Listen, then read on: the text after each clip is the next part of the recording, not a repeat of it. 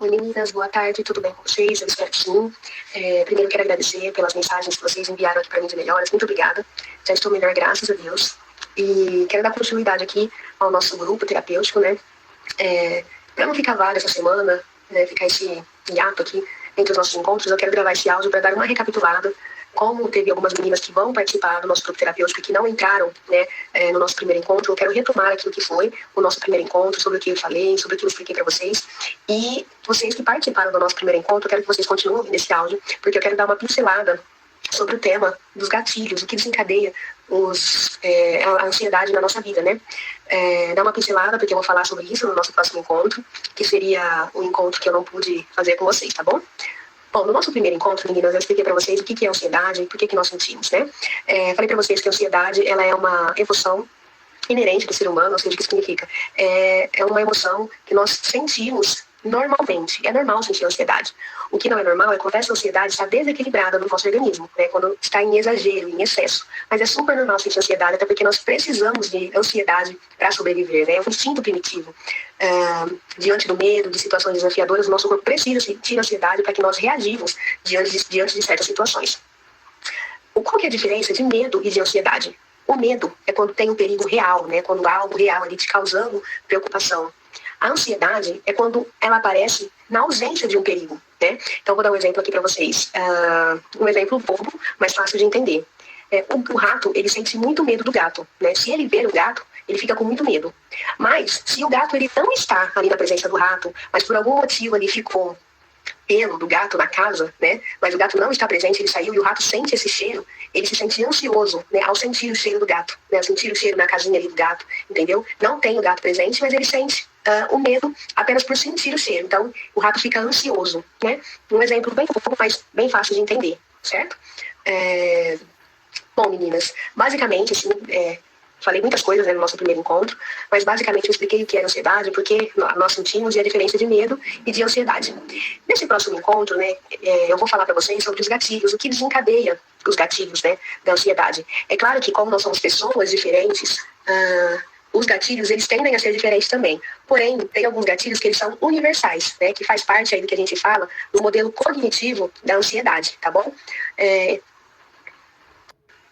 Bom, meninas, então por que é importante a gente saber quais são os gatilhos que desencadeiam esse sistema ansioso nas nossas vidas?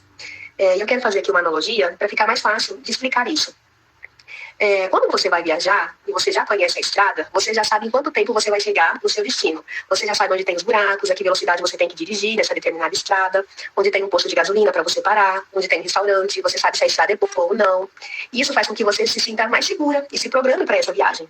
Quando você não sabe como é essa estrada, se tem buraco ou não, onde tem posto para você parar, onde tem restaurante para você comer, isso torna a viagem mais difícil, mais tensa. E da mesma forma, é com os gatilhos na nossa vida. Quando a gente conhece quais são os gatilhos, o que desencadeia a ansiedade na nossa vida, isso faz com que a gente tenha uma vida mais leve, né? Uma viagem mais tranquila, porque aí a gente vai conseguir identificar as coisas que podem desencadear esse sistema ansioso na nossa vida. E falando aqui dos gatilhos, eles podem ser internos ou externos. Os gatilhos internos é aquilo que está mais ligado aos nossos pensamentos, às nossas emoções, aos nossos comportamentos. E externo é tudo aquilo que a gente não tem controle, como por exemplo aqui, o seu trabalho, a sua família, certo? Sabendo que é sempre o pior, sabe? A gente sempre pensa no pior.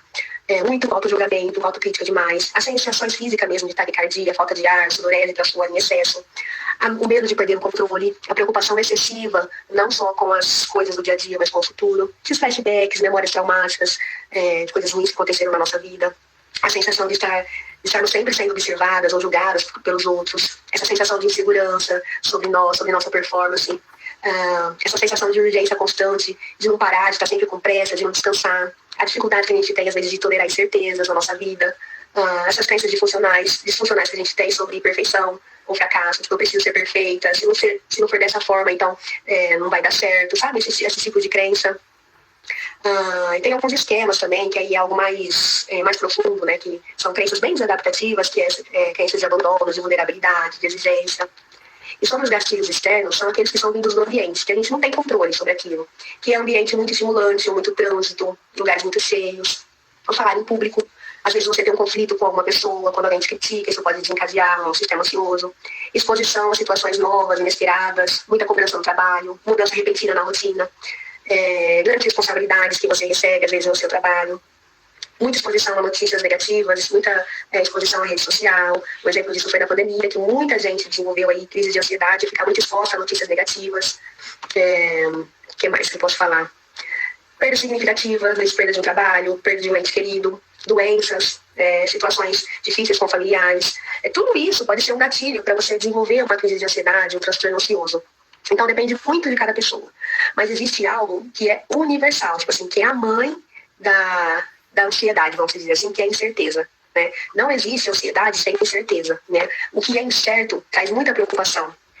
E é a partir da incerteza que começa o excesso de preocupação, né? Com o futuro, com as coisas do dia a dia. E isso vai causando as reações fisiológicas, psicológicas, né? Na nossa vida. Existe uma premissa na terapia cognitivo-comportamental que é a seguinte, que a forma que a gente pensa influencia diretamente na forma como nós nos sentimos e nos comportamos. E o que isso significa? Que não é a situação em si que vai nos deixar ansiosas, mas é os pensamentos que a gente tem sobre essa situação. Vou dar um exemplo para vocês. Vamos supor que duas mulheres trabalham na mesma empresa e é dia de feedback na empresa. E aí a chefe, né, o chefe chama uma das mulheres e o primeiro pensamento que uma dessas mulheres tem é: ai meu Deus do céu, eu vou ser mandada embora. E agora o que eu fiz de errado dessa vez? Né? Eu vou perder meu emprego, tenho os meus filhos para sustentar. E aí começa a vir vários pensamentos catastróficos na cabeça dessa mulher. E quando chega a vez da outra mulher, que vai ser chamada para ter esse feedback com o chefe, o tipo de pensamento dela é outro. Será que eu vou ser promovida, né? O que será que ele vai falar para mim? Será que ele vai me elogiar pelo trabalho que eu fiz, né? O que será que ele vai falar para mim dessa vez, né? Será que ele vai me passar uma tarefa nova? Será que ele vai me pedir para cumprir as férias de alguém? Será que eu vou ser aí selecionada para uma nova gerência? Então, a gente vê que são duas pessoas diferentes na mesma situação. E uma pessoa pode ter um tipo de pensamento diferente da outra. Então, é o que explica essa premissa, que não é a situação em si que vai nos deixar ansiosa, mas é a forma como a gente pensa, é a forma como a gente reage, como a gente se comporta diante das situações. Então, tem uma situação aí que é um gatilho, que dispara um pensamento, uma emoção ansiosa, que faz a gente ter uma avaliação catastrófica sobre a situação e nos gera todo um sistema ansioso. Bom, meninas, então existem pessoas que são mais propensas a ter uma preocupação mais elevada, mais descontrolada do que outras pessoas. E isso faz com que essas pessoas tenham uma tendência, uma predisposição a ter um transtorno ansioso, a ter essas crises de ansiedade. Existem características, né, que essas pessoas têm, que eu vou citar para vocês. E a primeira delas é essa predisposição mesmo, essa ansiedade mais elevada. Isso tem uma relação com algo que se chama esquema, né? Existe algo chamado esquema inicial desadaptativo. E esses esquemas, eles são padrões emocionais e cognitivos, são mais profundos, que são enraizados, né, na nossa vida e que são formados na infância ou na adolescência. E esses esquemas, ele tende a se repetir ao longo da vida, né? E isso influencia a forma como a gente interpreta o mundo, interpreta nós mesmos e interpretamos os outros, né? É como se fosse uma lente que a gente enxerga, que a gente vê o mundo, né, e a nossa vida. Então, quando esses esquemas eles são ativados, especialmente em situações que a gente se lembra ou não, o corpo e a nossa mente podem reagir com respostas muito fortes emocionais, né? O que pode ser comum aí em uma crise de ansiedade. Então, como esses esquemas iniciais aí, desadaptativos, ele pode nos levar a ter ansiedade, né? Esses esquemas, na verdade, eles são um alarme emocional. O nosso cérebro ele vai interpretar certas situações como uma ameaça, ainda que não seja, né? E ele vai ativar um sistema de luta, ou fuga, de esquiva, e vai gerar uns sintomas físicos e psicológicos de ansiedade. E essas respostas de enfrentamento, elas costumam ser disfuncionais. Luta, fuga, evitação, né? E aí a gente costuma, às vezes, evitar situações, fazer hipercompensações, né? E isso continua mantendo a ansiedade, né? Se torna algo um círculo vicioso, na verdade, né? E esses esquemas, eles têm vários nomes. Então, eles podem ser o esquema de vulnerabilidade ou dano à doença. Pessoas que têm esse tipo de esquema vivem com medo de algo ruim, né? Vivem sempre pensando que algo vai acontecer, que vai ser assaltado, que vai pegar uma doença e vai morrer. O esquema de abandono, de instabilidade, a pessoa tem um medo intenso de ser deixada, de ser rejeitada.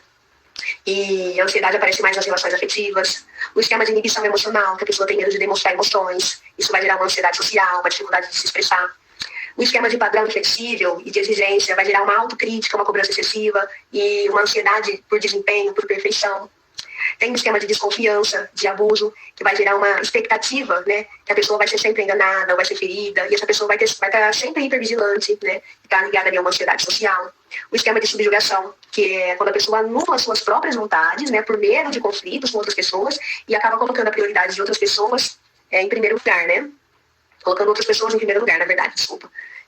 Privação emocional, que são crenças que a pessoa acha que ninguém está lá por ela, que ela sempre está sozinha, que é uma sensação constante de solidão, de insegurança, tá? Então, assim, esses esquemas, na verdade, são algo que está ali já na pessoa, entendeu? E que pode ser ali só um pezinho para a pessoa desenvolver no sistema ansioso.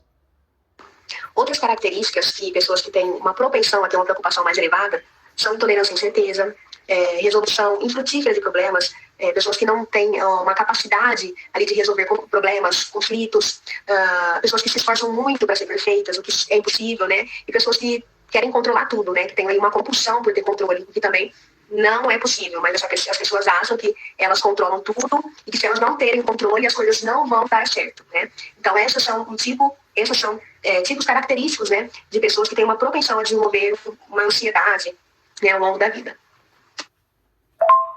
Meninas, como vocês podem perceber, existem vários gatilhos, várias coisas que podem desencadear a ansiedade na nossa vida. E o que pode ser gatilho para mim, não necessariamente é gatilho para outra pessoa. A não ser a incerteza, o tipo de pensamento catastrófico, a preocupação em excesso, né, descontrolada, que é universal. Né? Não existe ansiedade sem incerteza, sem preocupação descontrolada. E vocês precisam saber o que é gatilho para vocês. Né? E para vocês saberem, vocês precisam mapear isso. Né? E de uma forma palpável. Né? Não tem como você não fazer um exercício palpável para você identificar isso. Então eu vou deixar aqui um documento para vocês fazerem durante a semana. E vocês podem fazer isso por quanto tempo vocês quiserem. Mas é importante vocês fazerem essa semana para vocês depois comentarem, né? Falarem o que vocês acharam, se realmente funcionou para vocês ou não, né? E se chama Variações de Ansiedade e Registro de Situações Diária. Vai ter lá os dias da semana, de domingo a segunda. Vai ter uma coluna onde vocês vão preencher o nível de ansiedade de 0 a 100, tá? E depois vai ter uma outra coluna que é uma situação desencadeadora. Então você vai preencher lá no domingo, minha ansiedade foi 90 e a situação que desencadeou foi uma briga com meu marido. Vocês vão preencher dessa forma. E a situação desencadeadora pode ser qualquer coisa. Pode ser uma situação do seu trabalho, pode ser um pensamento que você teve. Às vezes não é um pensamento tipo assim, uma frase, não vai dar certo. Às vezes é uma imagem mental, às vezes é uma imagem de algo que veio à sua cabeça. Às vezes foi uma lembrança da sua infância, uma lembrança traumática que aconteceu. Qualquer coisa, você vai anotar lá, tá bom? E isso vai fazer você perceber o que é gatilho para você, tá? E isso vai te ajudar ao longo da vida, porque, por exemplo, quando você brigar com seu marido novamente, né? Quando você perceber que pode ocorrer uma briga, você já vai saber, por exemplo, que aquilo pode desencadear ansiedade. Então você vai, às vezes, ter uma conversa em outro momento, né? Uma estratégia é ter uma conversa em outro momento. Falar para ele, agora não tô a fim de conversar, né? Sair um pouco de casa, sabe? Você vai lidando com esses gatilhos, porque esses gatilhos, eles não vão sumir, né? Não tem como você nunca mais ter esses gatilhos.